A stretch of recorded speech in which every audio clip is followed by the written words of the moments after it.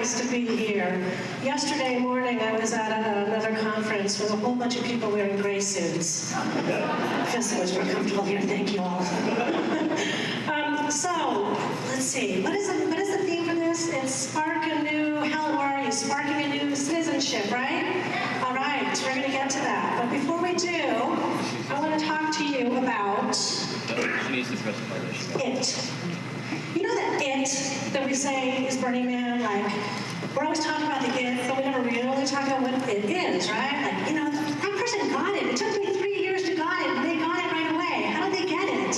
Or that group really does not get it. Can't you tell? They just don't get it.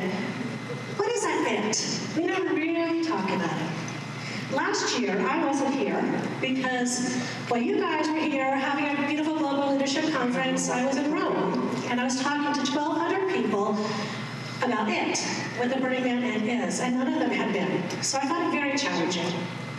I started off talking about a whole bunch of stuff that you already know very well about. I'll start with the easiest, the most basic one. The transformational experience, right? Where the individual comes to Burning Man, they come into our petri dish, and if they allow themselves, they will experience things differently, they will experience themselves differently, they will reset that button on their personal bodies of their computer and see themselves differently and come back to Burning Man transformed. You know that one, right? How about the permission engine? Right. I could do it better than him. I'd like to be an artist too. You have permission. Be an artist. How about good old regionals? 286 and counting. Are we up to 286 regional contacts around the globe? 68 sanctioned events and hundreds of unsanctioned events, 35 countries. I've introduced them to that one. And then I went into my favorite, my personal favorite. A philosophy and a way of walking through life. This is kind of where I resonate these days, but really this is just code word for talking about the 10 principles. So I then launched into a whole series of words in the corner of the screen saying things like, imagine yourself just finding yourself being swept away by something amazing, and before you know it, you're doing something that's meaningful and fun and powerful and people you never knew before, and before you know it, you totally lost yourself in the moment. You know that one, right? We do this all the time. Or how about something that we haven't talked about here as much, but I'm talking about a little bit. I call it the game of money. That's the triad of money, status, and power. We see it at play really well in our government right now. Our lives are full of this, right? Like you have to pay your rent, and if you have enough money to pay your rent, then you have the extra money to do good things you want to do. Well, the truth of the matter is that all of us, most of us, I can't say all, most of us have spent our whole lives inside the game of money. And some of our parents, and some of our grandparents, and we're lucky if it didn't trickle down further than that. But Burning Man offers an opportunity to step outside the game of money, to value yourself differently, to value each other differently, to look for different things, to look for valuing somebody's participation and their contribution over what they're worth, what status they have, or how much power they have in the world. We know this one quite well, don't we? We live it every day. And then, this one, I love this one. Okay, so challenge yourself. Burning Man is about challenging yourself, putting yourself on the edge of your comfort zone, right? Something that is so hard that you find yourself really out of your zone. Now, for 1,200 people who don't know what Burning Man is, it's really easy to talk about a dust storm. But let's get personal here, right? Maybe we're really talking about your marriage. Maybe we're really talking about your decisions on whether you should have a family or not. I'm talking about you guys here in this room. I'm talking about me right now.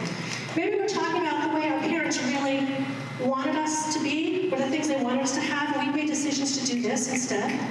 So, putting yourself on the edge and out of your comfort zone means different things to different people, but Burning Man does it really well, right? But when you come out the other side of it, you know yourself better. You know what you value. And you're better able to help others. That's what we do. We do it all the time. Oh, and you can't forget this one, right? This little one, you know, creating a beautiful monument to a city and having everybody spend the entire week there, and then burning it. I forgot to say, there's beautiful music that goes with this. But imagine it's absolute silence with pretty music until this moment, and now we hear the crowds, right? 50,000 people. So, when I was asked to come and talk to you, I thought, well, what am I going to pull out of that that speech and talk about here, and don't laugh at me, okay? I know someone's going to laugh at me. I decided I had to talk about gifting.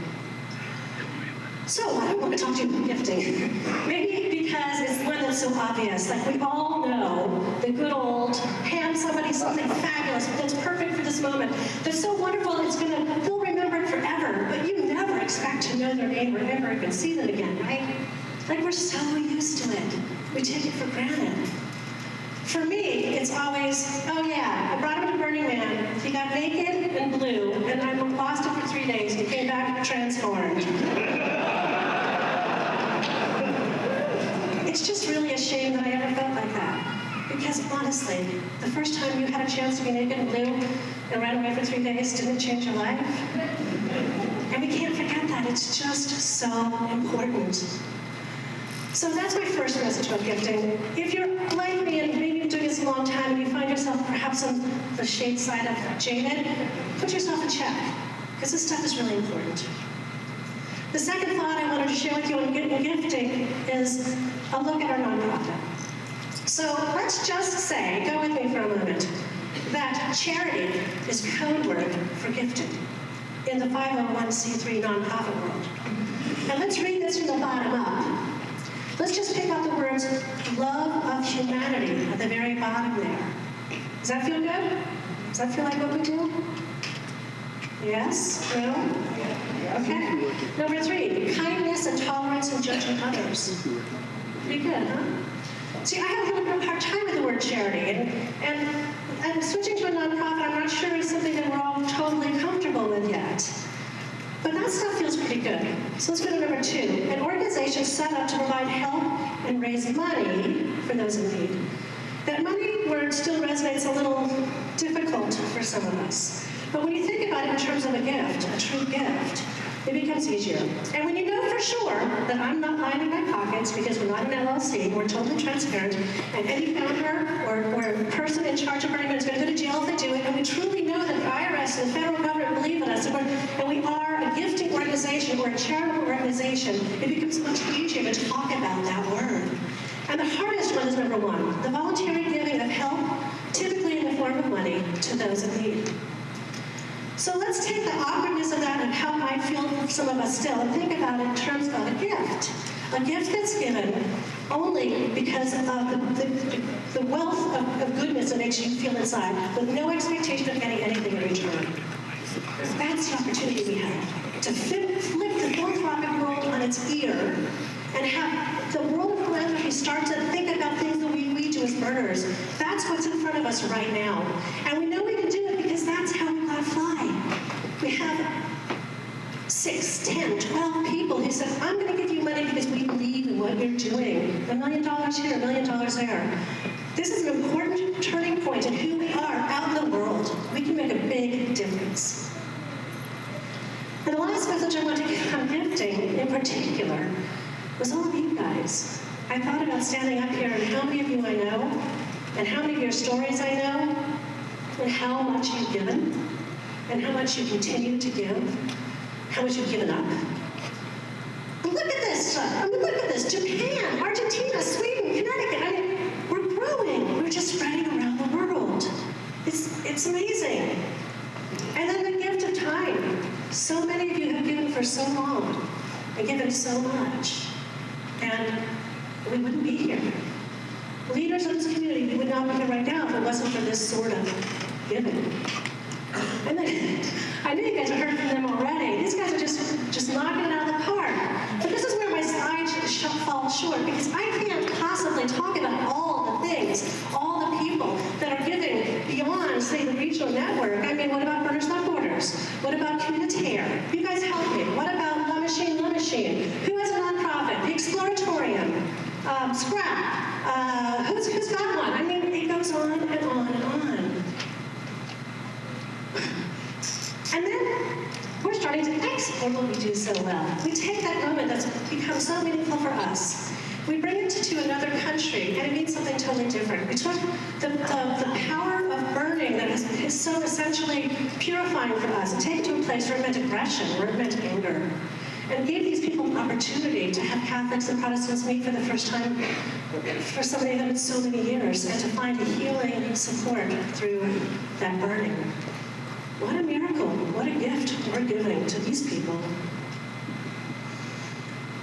And you know, it's kind of just the beginning. I mean, look at this, I can't believe it. Valencia, Spain is sharing with us their age-old, century-old tradition of burning art in their city, and they're coming to Burning Man. We're like babies compared to them, and we're sharing our best practices. Not France is looking at La Machine, it's looking at us, it's looking at maker movement, and they're saying, how can we make our city better? And San Leandro, God bless their heart, right here in our back pocket, year after year after year, coming to us and saying, what can we learn? How can we become better together? Okay, and this is where it really gets intense. So I've been sort of whispering to people for a few years now, my secret goal is to have Burning Man change corporate America. I wasn't thinking big enough, you guys. ING Bank is international, and our CEO is going in a few days to speak to them. That's pretty cool.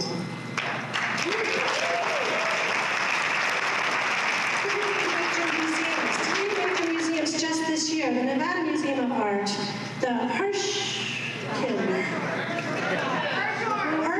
Museum, and the Smithsonian via the Redmond Gallery are all pursuing us because they want to tell our story.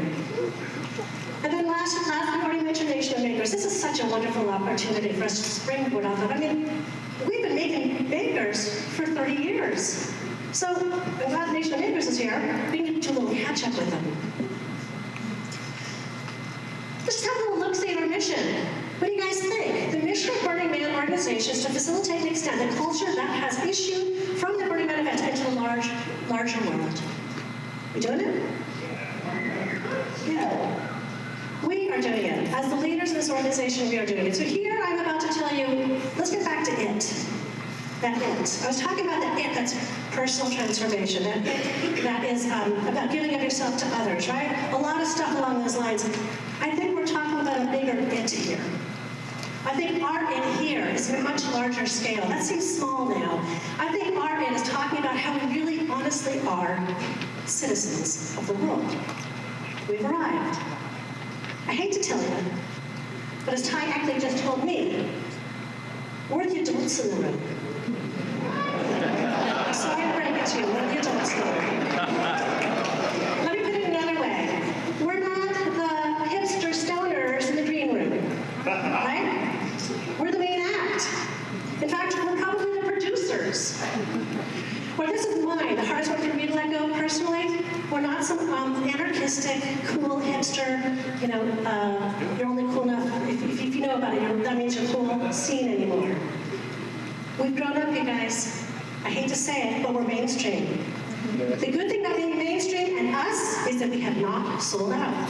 We actually have arrived, and I honestly mean that. So I think my takeaway for this leadership conference this year is to actually own that space and to be a part of this world together as the leaders of this right now and see how we can go out there and continue the good work we're already doing, but let's learn from each other and effectively grow this into being what it needs to be, because if it's not going to be now, when's it going to be? I'm 54 years old, you guys. I'm going to be president. What about you? Let's own it, let's be it, let's do it.